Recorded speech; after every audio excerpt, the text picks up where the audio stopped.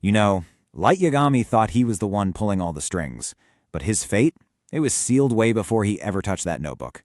See, he wasn't playing some grand game of chess. He was just another player in the brutal economy of the Shinigami, and trust me, that price was non-negotiable. Okay, just think about this for a second. A transaction where the price isn't cash, it's half of whatever life you have left. In the world of Death Note, that's the steep price for the Shinigami eyes. It's a deal that gets offered in the shadows, and the bill, it's terrifyingly simple. So this isn't just some simple power-up you find in a video game.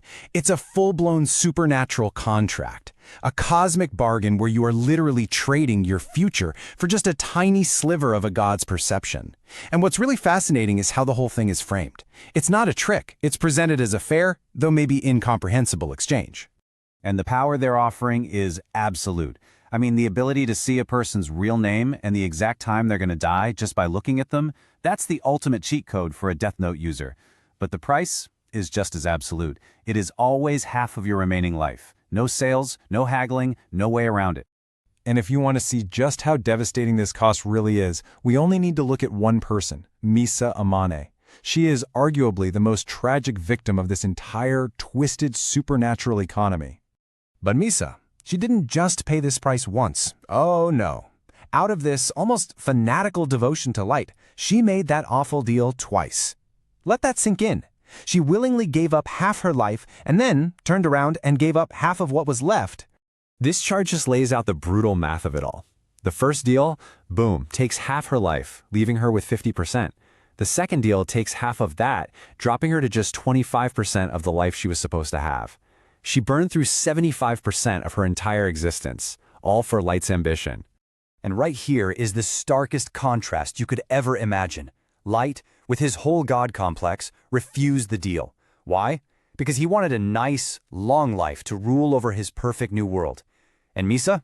She's over here torching her own future just to be another tool in his toolbox.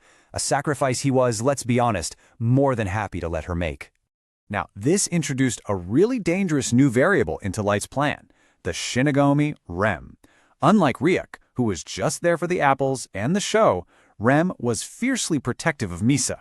This, quote, it wasn't just some idle warning, it was a direct threat. Rem was a piece on the board Light couldn't just easily manipulate. But Light, being Light, found a loophole, a flaw in the system itself. He masterfully manipulated Misa into a situation where the only way Rem could save her was by killing L. And by acting to extend Misa's lifespan, Rem broke a fundamental Shinigami rule and just turned to dust. In one single move, Light eliminated both of his greatest threats. You know, this idea of trading your life for power, it isn't just a Death Note thing. Once you start looking for it, you see this really disturbing pattern pop up in all sorts of different anime worlds.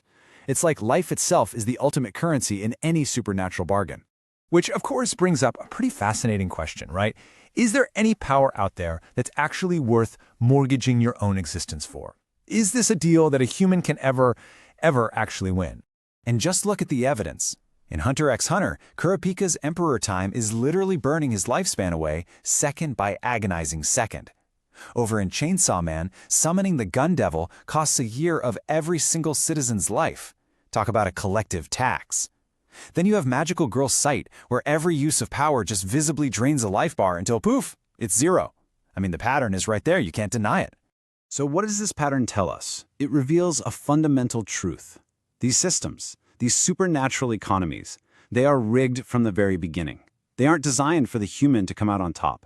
In this casino, the house always wins. See, we humans, we aren't actually the players in this game. We're the resource. Our lifespan is the fuel, the raw material, the actual currency being traded around by these higher powers. You can't win a game where you are the poker chips on the table. And this is probably the most chilling realization of all. Light thought the Death Note was his weapon, right? His key to godhood. Wrong. It's a farming tool. Shinigami extend their own lives by writing names down. So humans, we aren't the players, we're the crop, just waiting to be harvested to keep a god of death alive a little longer. And just like any other debt, this one eventually comes due. The moment you engage with these systems, there's always a final invoice. And believe me, the payment is absolute. The road to ruin is always the same. It starts with this tempting offer of unbelievable power.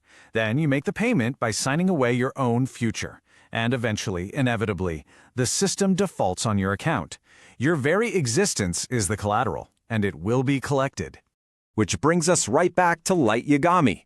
For all his genius, for all his meticulous planning, he never truly understood the game he was playing. He thought he was becoming a god, but in the end, he was just another mortal whose time was up. Another account in the Shinigami's ledger being closed out for good. So that's what it all boils down to, isn't it? It leaves us with this one final thought. When someone offers you the absolute power to change the world, to become a god, what price is actually too high? And maybe the scarier question is, do you even get a choice?